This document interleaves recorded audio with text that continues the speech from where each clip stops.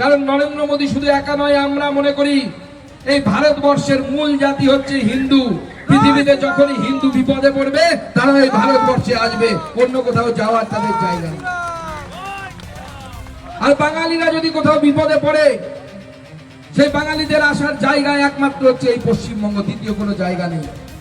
আমি উত্তরপ্রদেশে গিয়ে রাজনীতি করতে পারবো না, আমি বিহারে গিয়ে রাজনীতি করতে পারবো না, কারণ আমি বাঙালি, আমি এই পশ্চিমবঙ্গের বাসিন্দা।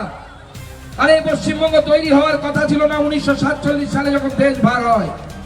জনসংখ্যার ভিত্তিতেই গোটা বঙ্গপ্রদেশ তখন পাকিস্তানে যাওয়ার কথা ছিল, পূর্ব পাকিস্তানে যাওয়ার কথা ছিল, যা বর্তমানে বাংলাদেশে রূপান্তরিত হয়েছে। আমার আপনার উত্তরপুরুষ, আমার আপনার পূর্বপুরুষ ডক্টর শ্যামাপ্রসাদ মুখার্জি, যিনি রাজনৈতিক পূর্বপুরুষ আমাদের, তার নেতৃত্বে বাঙালিরা লড়াই করেছিল, বাংলার অন্যান্য অধিবাসীরা লড়াই করেছিল, সবাই লড়াই করেছিল, বলেছিল আমরা কোথায় যাব, আমাদের যাওয়ার জায়গা কোথায়।